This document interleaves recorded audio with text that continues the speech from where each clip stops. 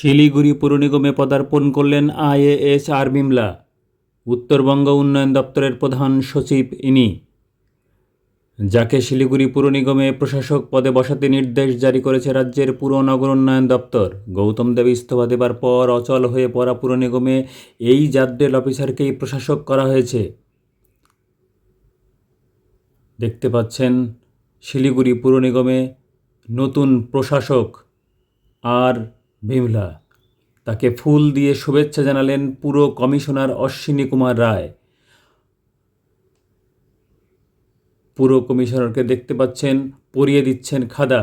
তারপরেই প্রশাসক হিসেবে মেয়রের চেয়ারে বসলেন তিনি।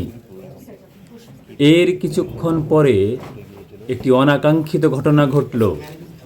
দেখুন।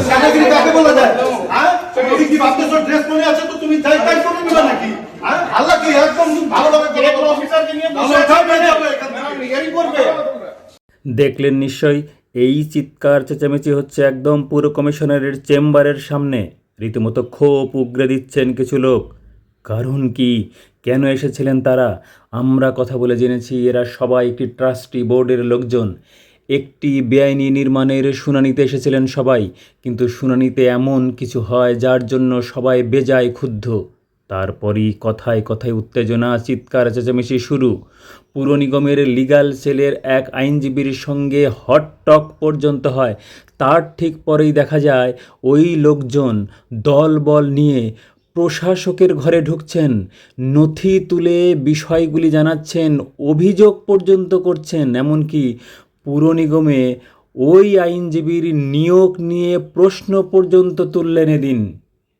এর ঠিক পরেই সাংসদ রাজু বিস্তার একটি হুঁশিয়ারি সামনে এলো, শুনুন। मैं बता देना चाहता हूँ, वो बचेगा नहीं भाई। और इसी तरह जो है 4-5 लोग हैं, 5-6 लोगों ने अपनी अपनी अलग अलग जो है कॉरपोरेशन में दुकानें खोल रखी थी, और दुकानें खोल करके बिल्डरों से लेकर के व्यापारियों से लेकर के आम जनता, गरीब दुखी जनता को जो लूटा है, ये हम तो छोड़ेंगे नहीं भैया। গোটা ঘটনা শেষে শেষ বেলায় জানা যায় পুরো কমিশনারকেই সরিয়ে দেওয়া হয়েছে।